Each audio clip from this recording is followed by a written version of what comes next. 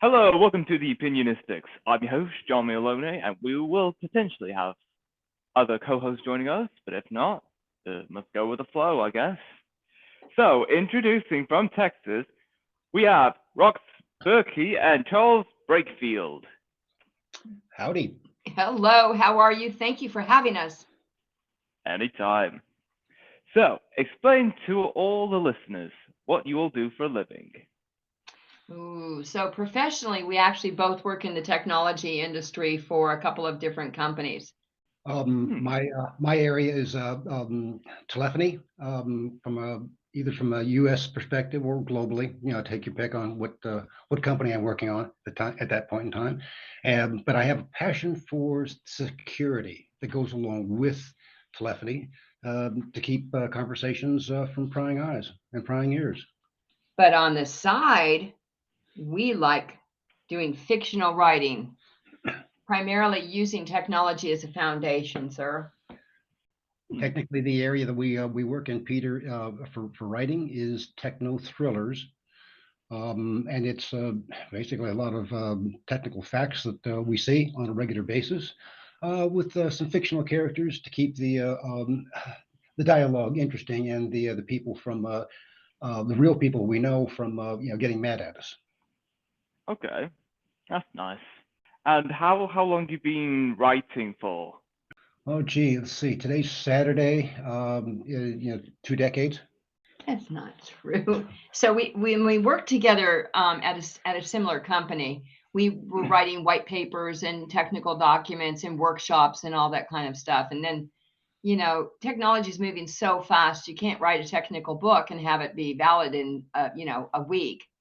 So we decided we would take that technology about 10 years ago and we would create a fun character and focus on some technology risk in every one of the novels.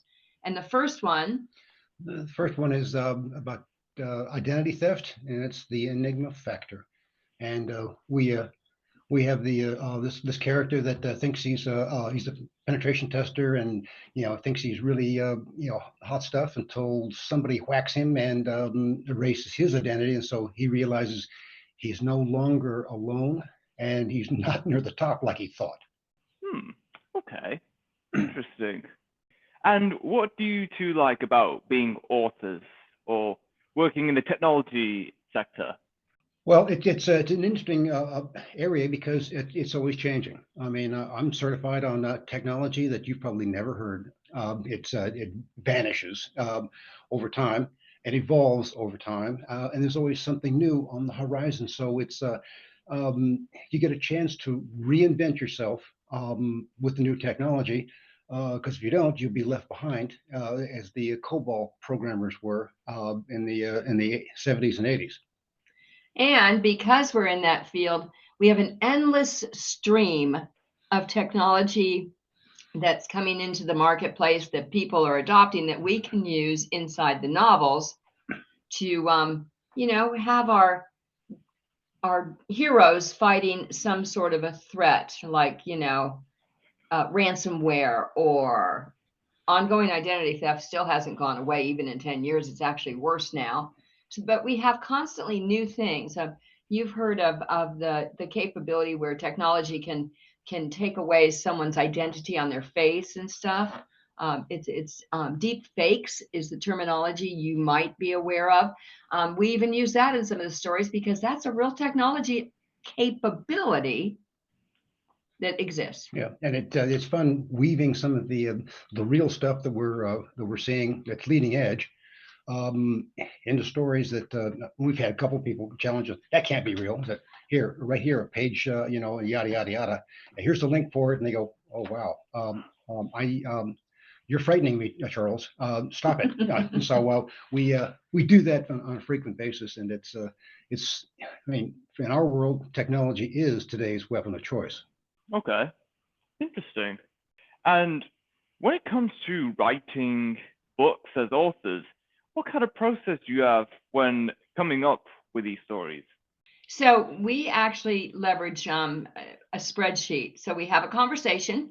We talk about what threat we want to use. Like one of the stories that we're working on for release next year has a threat of how to make three-dimensional weapons and put them in the wrong hands using some high-grade plastics and technology.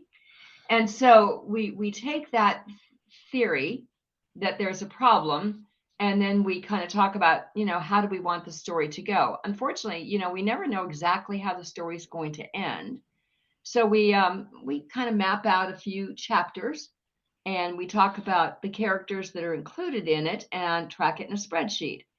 And then with our very, very, famous way of doing it, we do rock, paper, scissors to see who's going to take the first stab at each of the chapters. So Charles may work on chapter 1, I'll work on chapter 2, maybe I like 3, and so forth. Yeah. Now sometimes what happens is that, and of course, this is all predicated upon using our patent pending technique of literary badminton. We bat the chapters back and forth to give it that extra polishing effort. So if I do a draft, it goes over to her. She does a draft, it goes to me, and we wordsmith it, is the way I like to put it, over a couple of days or maybe a week, so we can get the right intonation. But the surprise happens sometimes where we'll write a chapter completely. It's like, oh, we'll push this one down. It's not uncommon for us to write a chapter like, let's use this at 15, even though we're at chapter 2. So sometimes the story tells us what they want. The characters take us in a direction we hadn't thought of. So it's sometimes it's quite innovative and interesting to see. Okay, well, if this is the kind of character you've got, they would do this, and and it surprises us. But that's what writing's all about. Okay, I can certainly see that. Is there any books that you two are planning on sometime in the next few months and publish it? So we've been doing two things. So since we started releasing fictional novels, we decided we were also going to go back and take a look at them if there was any technology refreshing that needed to happen, if there was any skills we have learned more recently that would help improve the other books. We decided we would start reviewing them for second editions, which we've been doing for the last couple of years and re-releasing them. So we just recently re-released the second edition for the Enigma Gamers, which is exciting because it's a virtual game. It focuses on ransomware, and it happens to have two players that are the heads of their particular countries, ones that are often in the news. And so they're not nice people. They're not nice people. Yeah. No. So so the Gamers just came out, and we are going to release the first book in the new series. So the original series is called the Enigma series. The next generation of those characters is, we decide they need to have their own little series. So we're calling that Enigma Heirs. And that will start we're hoping it will be March that we'll get that release out. If it comes out sooner, we'll let you know. You can have an advanced copy, Peter. Oh, nice. Yeah, sure. I'll be down for that. So, would you guys ever try space tourism if you had the money for it? Try to do tourism? Is that what you're saying? Oh, you mean tour? Like tour? No. Would you ever try space tourism? Oh, space tourism. Only if I get the miles. If I get the miles, sure. No, space tourism that's a little bit dodgy from my standpoint. I mean, you're up there where all the cosmic rays are. I don't have any atmosphere to slow that down. I don't. I have to have a seat next to the restroom, and it just, well, I'm not sure it's going to work for me. How about you? Would you like to go on the space tourism? I might, yeah. I mean, it'd be nice to see the stars and go to like other habitable planets. But yeah, I'd certainly give it a try. As long as I'm not heading to the sun, that's for sure. Yeah, no kidding. That's kind of a short trip, huh? Yeah.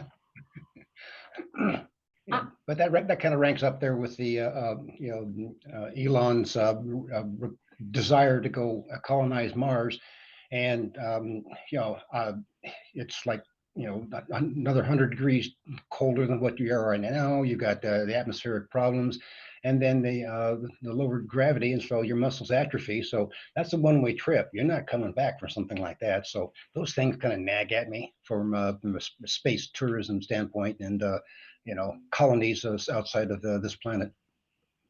Hmm. Okay. Yeah, yeah, absolutely. Have you ever experienced something supernatural? So I've experienced a lot of deja vu, and to a degree, I consider that a little bit supernatural. In that I feel like I have been someplace before, or I feel like I have, kind of like a cold chill runs over you when it's 100 degrees outside. So to me, that feels supernatural. I totally believe in it, but I can't pinpoint and say exactly I had this. What about you, Charles? Um, I can't recall anything along those lines. Probably the logical side of me, refuses to accept, that kind of explanation. So I don't have anything to report. Now probably by this afternoon that'll change. So I'll have to call you back up and let you know, Peter, that hey, I had an event. All right, does this count? Yeah, I'd say that certainly counts. We have a lot of people that we interact with that do believe in a lot of like ghosts and spirits and hauntings and that sort of thing. And we've actually talked to some people that clearly can map those changes and can use the equipment so that they know when there's like, again, it's more like a fantastic event as opposed to, Yeah. I don't know. It's Well, I mean, Rob and Robin. and Joan. I Yeah. mean, they're paranormal hunters. You can actually engage them to come debug your house. Exercise. That's Exorcise. what I meant. Exercise, exorcise. I didn't mean debug. That's software programming term. Sorry.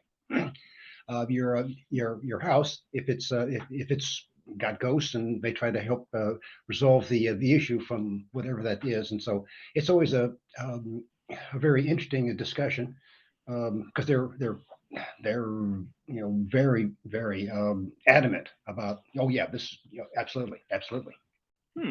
Nice. Very nice. When things break, do you prefer to fix them or replace them? Definitely fix them. Fix them. We live in a neighborhood, so we live in different houses, but we're in a close neighborhood, and we walk, and periodically people toss out the most amazing things to the side of the road. Pieces of furniture, oriental art, and they do it because the frame is cracked, or there's a cushion that's messed up. And there have been more things that we have retrieved from the side of the road and revitalized and refurbished, Yeah. and then gifted to someone, because it's not a bad thing. It doesn't need to go in the rubbish heap. It needs to be fixed and then have a little TLC. Yeah. Now you're talking, Peter, to somebody who would, when the kids would break a $2 toy, they would bring it into me and say, "Daddy, fix." And I might spend a couple of hours trying to repair something that was, may have been in their Happy Meal, for all I remembered. So, but I guess the look on their face, like I get to play with it again. That's I can't resist that, and I guess that's a part of my DNA. Let's repair this if it's salvageable. And people throw out some of the most amazing things that they just don't know.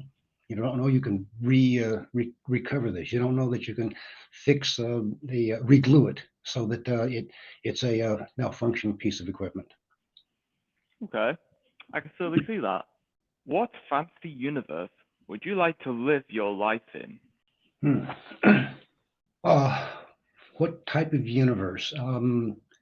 I don't know. There's something attractive about being able to wield a nice katana sword, along with have it at my side while I'm riding, winged dragons to help fight the evil causes that are trying to infect the universe. I see myself doing that, unless of course there's any chance of me getting any harm to my person. That's that one I'm not on board with that. So. And we don't even write fantasy. That's good. Okay, fabulous. If you had a year of free time to learn or hone any skills, what would you do? I would want to sit and write. I would want to be isolated. I want to turn off my phone and just write, but know that I could eat when I'm hungry and not have to be starved. I mean, that's why I work. I work to eat. Well, I mean, it's an interesting premise. I mean, and if you're not doing what you like, um, what a shame. Take a year off. What if you like working? Or it's part of your upbringing. So I like to work. I also like to be able to cook. I like to be able to, hang out with 200 or 300 of my closest friends and slug down a nice Chardonnay or Pinot Noir while we're swapping stories, and we're building the next iteration of our storytelling. So that's pretty much the way I've got my life oriented. So I get everything that I want without being the stigma of, oh, you're retired, you're no longer somebody I can talk to because you don't know anything about the business world. I would I fear losing that grip or that ability to be able to relate to people who, hey, I've got to go work today. I'm like, yeah, I hear you, man. Now, I would like to take my year of writing and do it on board a ship so that I can stop in various ports. I mean, I didn't mean in a dark room, just saying. Well, that way you can get the room service and okay, I'm hungry, so go to Exactly. And I get the color of all these wonderful places. Yeah. Because places we have been throughout our various careers and family vacations. I mean, those work their ways into every one of our stories. So Yeah. Cool. What piece of entertainment do you wish you could erase from your mind so that you could experience it for the first time again? wow. Watching The Who, The Grateful Dead, or Jimi Hendrix in concert again. Or Paul McCartney, because he was fabulous too. She goes to all the rock concerts. I'm too shy. I just it doesn't work for me. Not when I can get a CD for $15 and not have to stand in line and argue with people behind me that are screaming. All right, fair enough. Would you rather be really hot or really cold? Hot. Comfortable. I like comfortable. So if I'm too hot, I'm not comfortable. If I'm too cold, I've been too cold. My dad saying, "Hey, we're going to go hunt elk at 14,000 feet," and it drops and the snow's in place and coming down, and you can't get warm because the tent isn't designed to keep you warm. So too cold is not much fun, and hypothermia, frostbite, those are not my friends. Just so you know. Okay, interesting. That's nice. If you could live anywhere in the world, where would it be? Oh, that's easy. Texas. And I would like to try living in New Zealand or Australia. There are two places that's on my bucket list. Now, I mean, living and traveling, it's always nice to come home. How much of the world have we seen? Quite a bit, but it's always good to come home. So, best place to live, yeah, Texas. It's got its seasons, it's got its good points, and it's got its detractions. I admit it, but it's I get to see some tremendous places that like Santorini. What a marvelous location there in the Mediterranean. I don't know what you do in a place like that, except look around at the blue houses all day long. It's good once. That's about it. No thanks. I don't like to go back to the same place twice. All right then. Sounds good. Have you heard of a certain drink called banana friche? No, what is in that drink? Well, for one thing, it certainly has bananas in it. Yeah, I get that. Does it have alcohol? Oh no, no, no, it's not. It's not that kind of drink, that's for sure. Okay. But it's really good though. It's very nice. I like it. Even though I don't like bananas, but it's still a very good drink. I like bananas, and it sounds interesting that they would be in a drink. If it had like fuzzy water or something. I don't know. I'm gonna have to try it though. I gotta find the recipe. Okay, cool, cool. Do you like spicy food? I enjoy spice. Not to the point, and there are some spices that are just like over the top.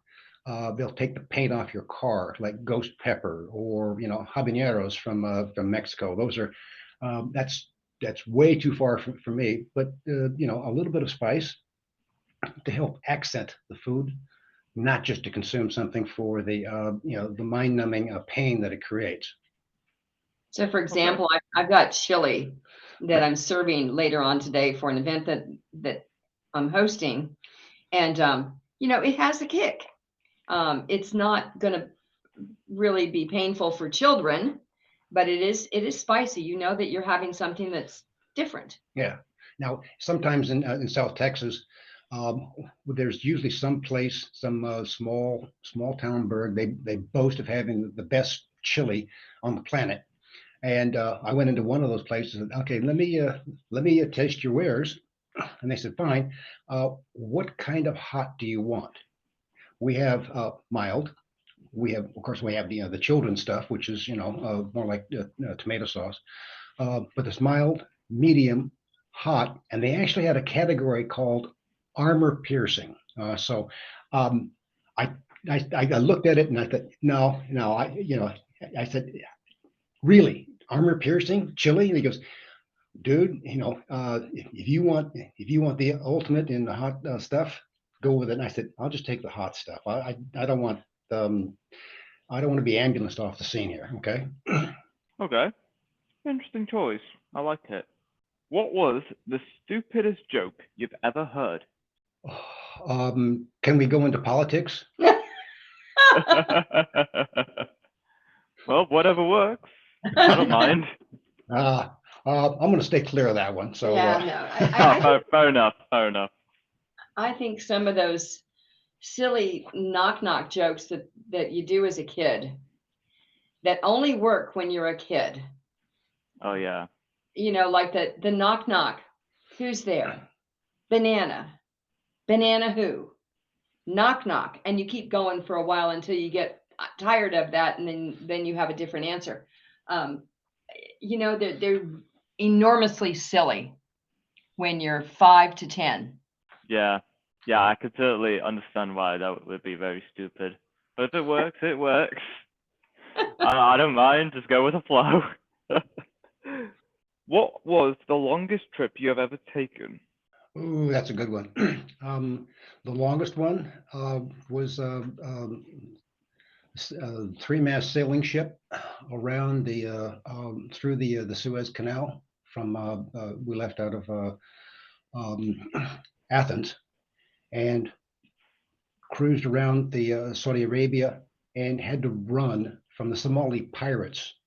And we kept looking out, okay, we actually had to have armed guards to on deck in case we were attacked.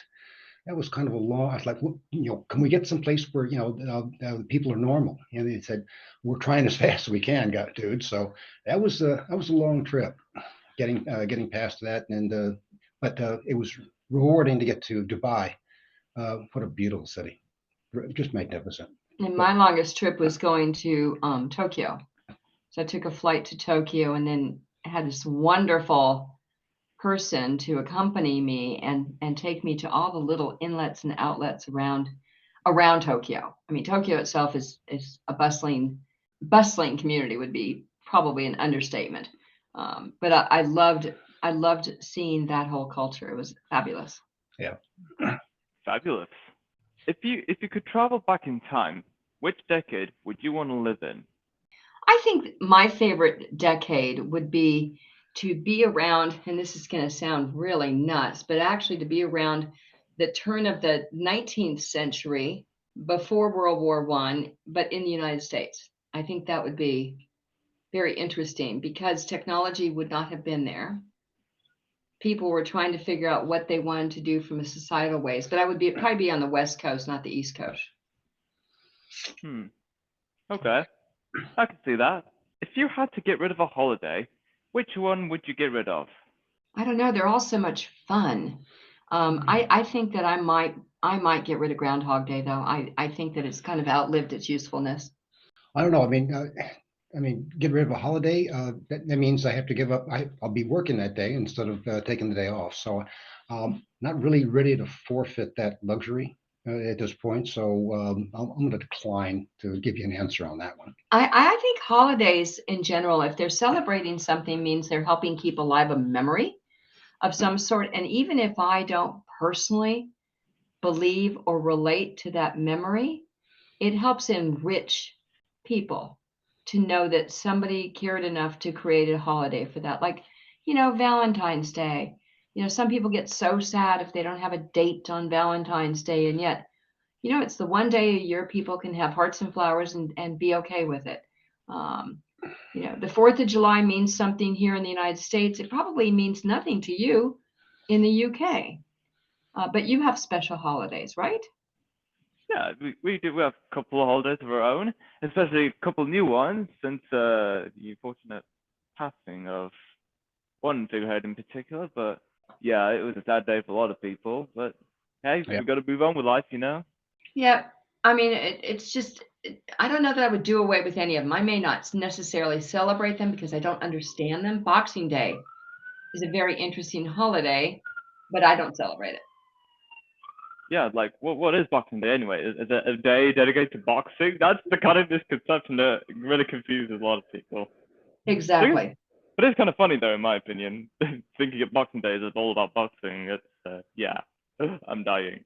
Well, that's all we have for this episode. It was great having you here, Brakefield and Berkey, talking about your work in the technology sector, your side hustles, writing authors, and everything else. It's been amazing. And it's always a pleasure, a distinct pleasure to have time with you. Thank you so very much. Yes. Thank you, Peter. Much appreciated. You're welcome. And until next time, stay opinionated.